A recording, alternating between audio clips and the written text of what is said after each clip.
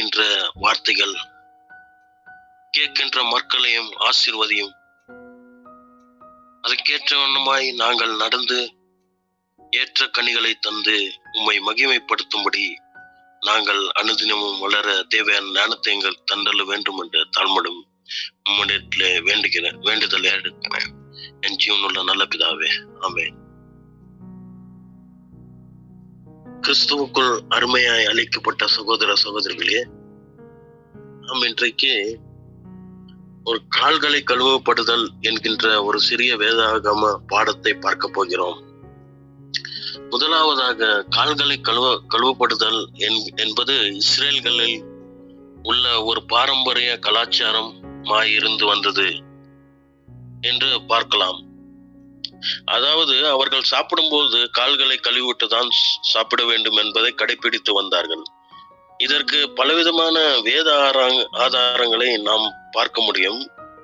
ஆதியாகமம் 18ஆம் அதிகாரம் 4ஆம் வசனத்தில் நாம் பார்க்கும்போது, ஆபிரகாமை சந்திக்க வந்த 3 தூதர்களையும் ஆபிரகாம் நோக்கி, கொஞ்சம் தண்ணீர் கொண்டு வரட்டும், உங்கள் கால்களை கழுவி மரத்தடியில் சாய்ந்து கொண்டிருங்கள் என்றார். அதே வண்ணமாக 1 சாமுவேல் 25ஆம் அதிகாரம் 40 முதல் 41 வரை நாம் பார்க்கும் பொழுது, தாவீதின் ஊழியக்காரர் கர்மேலில் இருக்கின்ற அபிகாலிடத்தில் வந்து, தாவீது உன்னை விவாகம் பண்ண மனதாய் எங்களை உன்னிடத்தில் அனுப்பினார் என்று அவளோடு சொல்லுகிற பொழுது, அவள் எழுந்திருந்து தரை மட்டும் முகம் குனிந்து, இதோ நான் என் ஆண்டவனுடைய ஊழியக்காரர்களின் கால்களை கழுவத்தக்க பணிவிடக்காரியாகிய அவருடைய அடியாள் என்றாள். அப்படி என்றால் இந்த பெண் ஒரு மிகப்பெரிய தாழ்மையின் சுபாவத்தை பிரதிபலிச்சு காட்டினாள் என்பதை பார்க்கின்றோம். நெக்ஸ்ட்,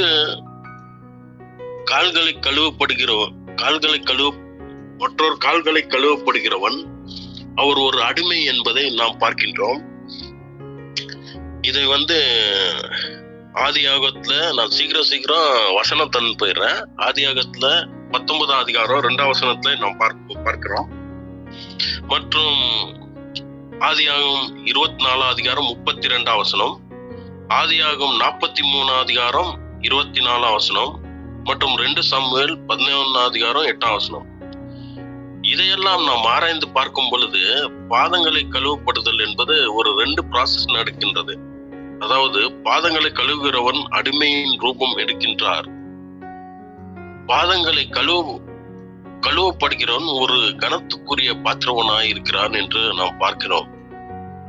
ஆதியாகம் 19ஆம் அதிகாரம் 2ஆம் வசனத்துல கூட நாம் பார்க்கும் பொழுது, லோத்து வீட்டுக்கு தேவதூதர்கள் வரும்போது அவர் சொல்றாரு, ஆண்டவர்மார்களே, அடியனுடைய வீட்டு முகமாய் நீங்கள் திரும்பி உங்கள் கால்களை கழுவி ராத்தங்கி காலையில் எழுந்து பிரயாணப்பட்டு போகலாம் என்றார்.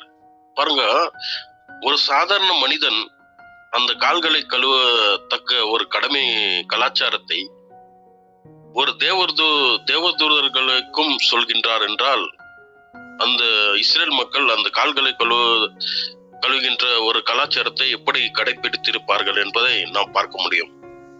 அதே வண்ணமாக ஆதியாகமம் 24ஆம் அதிகாரம் 32ஆம் வசனத்துல கூட நாம் பார்க்கும் பொழுது, ரெபெக்காளுடைய சகோதரன் லாபான் ஈசாக்குக்கு பெண் பார்க்க வரும் பொழுது அவனும் அவனோடு வந்தவர்களும் தங்கள் கால்களை கழுவிக்கொள்ள தண்ணீர் கொடுத்தான்.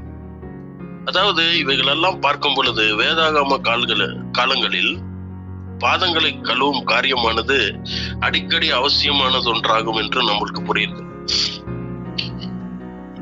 ஏன்னா இஸ்ரேல்கள், அதாவது ஷூக்கு பதிலாக பாதரட்சிகளை அணியும் ஒரு வழக்கமுடையவர்கள் இருந்தார்கள் என்றும் நாம் பார்க்க முடியும். பெரும்பாலும் வெறும் காலுடனே வீட்டில் காணப்பட்டனர். ஆகையால் இந்த இஸ்ரேல்கள் மத்தியில விருந்தளிப்போன்னு தன் விருந்தளியுடைய பாதங்களை கழுவுவான். நெக்ஸ்ட் தண்ணீர் வழங்குவது முதலாம் ஒரு கடமையாக அது இருந்துச்சு என்று நாம் பார்க்க முடிகிறது. அதாவது இவங்க உணவு உட்கொள்வதற்கு முன்னதாகவும் படுக்கைக்கு செல்வதற்கு முன்னதாகவும் பாதங்களை கழுவுவது ஒரு வழக்கு சட்ட ரீதியாக இவர்கள் கை கொண்டு வந்தார்கள். இதை உன்னத பாட்டு 5ஆம் அதிகாரம் 3ஆம் வசனத்துல நாம் பார்க்க முடியும். நீண்ட நாட்கள் பாதங்களை கழுவாமல் இருப்பது என்பது துக்க அனுசரிப்பதற்கான அடையாளமாகும் என்பது 2 சாமுவேல் 19ஆம் அதிகாரம் 24 நம்ம பார்க்க முடியும். அதாவது தேவனுடைய ஆசரிப்பு கூடாரத்துல கூட அவரு இந்த விஷயத்துல ஆசிரியர்களுக்கும் சட்டங்கள் கொடுக்கப்பட்டிருந்தது என்பதை நாம் பார்க்க முடிகிறது. யாத்திராகமம் 30ஆம் அதிகாரம் 18ஆம் வசனம் முதல் 21ஆம் வசனத்துல வரைக்கும் பார்த்தோமானால், பிரகாரத்திலே பரிசுத்த ஸ்தலத்திற்கும் வெங்கல தகன பலிபீடத்திற்கும் நடுவில் ஒரு வெங்கல தண்ணீர் தொட்டி வைக்கப்பட்டிருந்தது. பரிசுத்த ஸ்தலத்திற்கும் பிரவேசிப்பதற்கும் முன்னதாக அல்லது வெங்கல தகன பலிபீடத்தினை அணுகுவதற்கு முன்னதாக ஆசிரியர்கள் இந்த தண்ணீர் தொட்டியில் இருந்துதான் தங்கள் கைகளையும் கால்களையும் கழுவிக் கொள்வார்கள் என்பதை நாம் பார்க்கின்றோம். இப்படிப்பட்ட ஒரு கடமைகளை அவர்கள் ஒரு சட்டமாக கால்களை கழுவுதல் என்று கடைபிடித்து இஸ்ரேல் மக்கள் வந்தார்கள். அதே வண்ணமாக புதிய ஏற்பாட்டிலே நாம் பார்க்கும் பொழுது கூட லூக்கா 7ஆம் அதிகாரம் 36ஆம் வசனம் முதல் 50 வசனம் வரை நாம் பார்த்தோமானால், அவர் பந்தி இருக்கையில் அப்பட்டணத்தில் பாவியாக வாழ்ந்து வந்த ஒரு ஸ்திரீ விலையேற பெற்ற நறுமண தைலத்தை அவர் பாதத்தில் ஊற்றி அவருடைய பாதங்களை முத்தம் செய்து அவருடைய பாதங்களை தன் கண்ணீரால் நனைத்து அதை தன் தலைமயிரால் துடைத்தாள். பாருங்க, இந்த ஸ்திரீ எப்பேற்பட்ட ஒரு தாழ்மையின் மற்றும் மனத்தாழ்மையை வெளிப்படுத்தினாள் என்பதை பார்த்தோமானால், நம்முடைய போதகரான இயேசு கிறிஸ்துவே இவரை பற்றி என்ன பண்றாருன்னா சாட்சி கொடுக்கிறார். இந்த சுவிசேஷம் எங்கெங்கே பிரசங்கிக்கப்படுகிறதோ அங்கெல்லாம் இந்த ஸ்ரீ செய்ததை நம்முடைய ஆண்டவருக்கு செய்த மிகப்பெரிய ஒரு பணிவிட காரியத்தை நாம இந்நாள் வரைக்கும் நம்ம பேசிக்கொண்டேதான் இருக்கிறோம் என்பதை நாம் பார்க்கிறோம். அந்த ஸ்ரீ அப்படி என்ன ஒரு பெரிய காரியம் செய்துச்சு என்று பார்க்கும் பொழுது, அந்த ஸ்ரீ தன் வாழ்நாள் முழுவதும் சம்பாதித்து கொண்டு வந்த அந்த விலையேற பெற்ற நறுமண தைலத்தை இயேசுவின் பாதங்களில் ஊற்றிவிட்டாள். மற்றும் மனத்தாழ்மையை முற்றிலும் அடிமையாய் நமது ஆண்டவராகிய இயேசு கிறிஸ்துவின் இடத்தில் சரண்டர் ஆயிட்டார். அதனால்தான் இயேசு கிறிஸ்து அவளை பார்த்து, அந்த ஸ்திரீயை பார்த்து சொல்கிறார், அவர் இதுவரை செய்த எல்லா பாவங்களும் மன்னிக்கப்பட்டது என்று. அந்த ஸ்ரீயானவள், அதாவது showing one of the humble character, ஒரு மிகப்பெரிய தாழ்மையின் கேரக்டரை அந்த ஸ்ரீ காட்டினாள் என்று பார்க்கின்றோம். முழுவதுமாக பரிபூர்ண பர்ஃபெக்ட் சரண்டர், அவர் முழுவதுமாக தேவனு இயேசு கிறிஸ்துவனுடைய பாதத்தில் சரண்டர் ஆயிட்டார். கிவின் ஃபுல் ஹார்ட், அப்படியே முழு இருதயத்தை இயேசு கிறிஸ்துவிடத்தில் கொடுத்தார் என்பதை பற்றியும் நாம் பார்க்கிறோம். அதே வண்ணமாக இந்த ஒரு பாடத்தில் இருந்து நாம் என்ன பார்க்கணும்னா, அந்த ஸ்ரீ செய்தது போல நாமும் மிகுந்த மனத்தாழ்மை மற்றும் முற்றிலும் நமது வாழ்நாளில் உள்ள எல்லா சம்பத்தையும் தேவனிடம் சமர்ப்பிக்க வேண்டும் என்பதை நாம் பார்க்கின்றோம். அதாவது நம்மிடத்தில் உள்ள வெறும் பணம் மட்டுமல்ல, நம்முடைய டைம் தரலாம், நம்முடைய எனர்ஜி, நம்முடைய வில்ஃபில் சாக்ரிஃபைஸ் நாம் தேவனிடம் கொடுக்க வேண்டும் என்பதை நாம் கற்றுக்கொள்கிறோம் என்பதை பார்க்கிறோம். கடைசியாக சீஷருடைய கால்களை கழுவுதல் என்பதை நாம் பார்க்கும் பொழுது, நம்முடைய இயேசு கிறிஸ்துவின் ஊழியத்தின் இறுதியில் பஸ்கா பண்டிகைக்கு முன்னதாக இரவு உணவு பரிமாறப்பட்டது. இயேசு தம் சீஷருடைய பாதங்களை கழுவினார். இதை லூக்கா 22ஆம் அதிகாரம் 24ஆம் வசனத்துல நாம் வாசிக்கிற தேவையில்லை, நானே அதை எக்ஸ்பிளனேஷன் பண்ணிடுறேன். அதுல பார்க்கும்போது அந்த இடத்துல என்ன ஆகுதுன்னா, சீஷர்கள் மத்தியில யார் பெரியவன் என்ற ஒரு மிகுந்த வாக்குவாதம் உண்டாயிற்று. அவர்களுடைய மனநிலையை பார்த்து இயேசு கிறிஸ்துவானவர் அறிந்தார். அவர்கள் எந்த மனநிலையில் இருக்கிறார் என்று அறிந்தார். இங்கு நாம் பார்க்கும் பொழுது மிகப்பெரிய உன்னதமானவருடைய தேவனுடைய குமாரன் இயேசு கிறிஸ்து சாதாரண மனிதருடைய மீன் பிடிக்கிற மனிதர்களுடைய கால்களை கழுவினார். சரித்திரத்திலே நாம் பார்க்கும் பொழுது முதலாவதாக ஒரு குரு சீஷருடைய கால்களை கழுவுகிறார். எல்லா சீஷரும் சேர்ந்துதான் குருவின் கால்களை கழுவ வேண்டும். ஆனால் இங்கே சீஷரின் கால்களை இயேசு கிறிஸ்து கழுவுகிறார் என்று பார்க்கிறோம். அப்போ எப்பேற்பட்ட ஒரு மனத்தன்மையை வெளிப்படுத்தி காட்டினார் பாருங்க இயேசு கிறிஸ்து. அவராலே எல்லாம் சுட்டிக்கப்பட்டது, அவராலே என்று வேறொருவராலும் சுட்டிக்கப்படவில்லை. ஆனாலும் அவர் தன்னைத்தான் தாழ்த்துகின்றபடியினால் இன்று உயர்ந்த சிங்காசனத்திலே வீற்றிருக்கிறார் என்றும் நாம் பார்க்கின்றோம். அப்படி என்றால் அவருக்குள் இருந்த அந்த மனத்தாழ்மையின் வெளிப்பாடுதை எப்படி வெளிப்படுத்தி காட்டினார், அதிலிருந்து நாம் என்ன கற்றுக்கொள்ளலாம் என்பதுனா,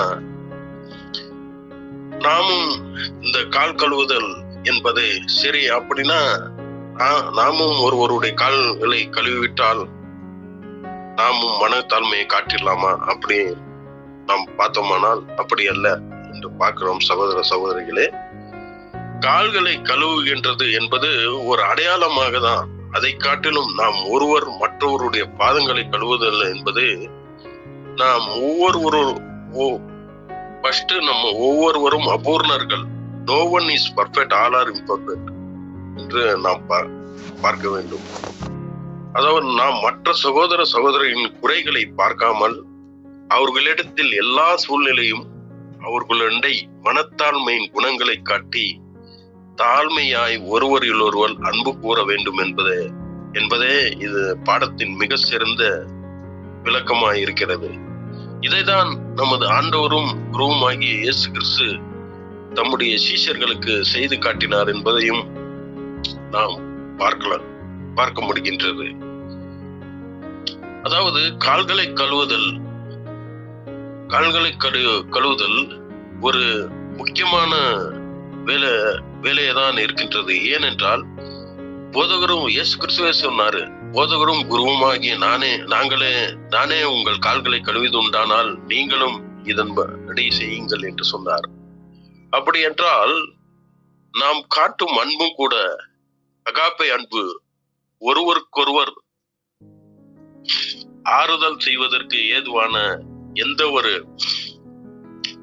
பணிவிடையும் செய்து ஒருவரை ஒருவர் அன்பு கூற வேண்டும் என்பதே இந்த பாடம் மூலம் நாம் பார்க்கின்றோம். அதாவது அந்த கால்களை கழுவிட்டு அந்த ஒரு பணிவிட வேலை நடந்த பின்பு இயேசு கிறிஸ்து இந்த பாடமானது, அதாவது யோவான் 13 34-35 வசனங்களில் நீங்க படிச்சுக்கலாம். அதுல விவரிக்கப்பட்டுள்ளது என்னன்னா, அந்த பணிவிட வேலை கால்களை கழுவுதல் முடிஞ்ச பிறகு அவர் சொல்றாரு, நீங்கள் ஒருவர் அன்பாயிருங்கள், நான் உங்களில் அன்பாயிருந்தது போல நீங்களும் ஒருவர் அன்பாயிருங்கள். நீங்கள் ஒருவர் அன்பாயிருந்தால் அதனாலே என்னுடைய சீஷர் என்று அறிந்து கொள்வார்கள். அதாவது இயேசு கிறிஸ்து இந்த கால்களில் கழுவுதல் பணிவிடை செய்வது மூலம் காட்டின ஒரு மிக சிறந்த பாடம் என்னவென்று பார்த்தோமானால், நாம் ஒருவருக்கொருவர் அன்பாயிருக்க வேண்டும் மற்றும் நாம் ஒருவர் குறைகளை பார்க்காமல் அவர்களை முழு மனதோடு நேசிச்சு மனத்தாழ்மையின் சுபாவத்தை நம்முடைய சகோதர மத்தியில் காட்ட வேண்டும் என்பதே இந்த பாடத்தின் விளக்கமாயிருக்கின்றது. நேர வரைக்கும் இந்த பாடத்தை நீங்கள் கேட்டதுக்காக நன்றி. பிதாவாகிய தேவனுக்கும் இயேசு கிறிஸ்துவுக்கும் இந்த ஸ்லாக்கத்தை எனக்கு கொடுத்த சகோதரருக்கும் சபை மக்களுக்கும் நன்றி செலுத்துகிறேன். Thank you all.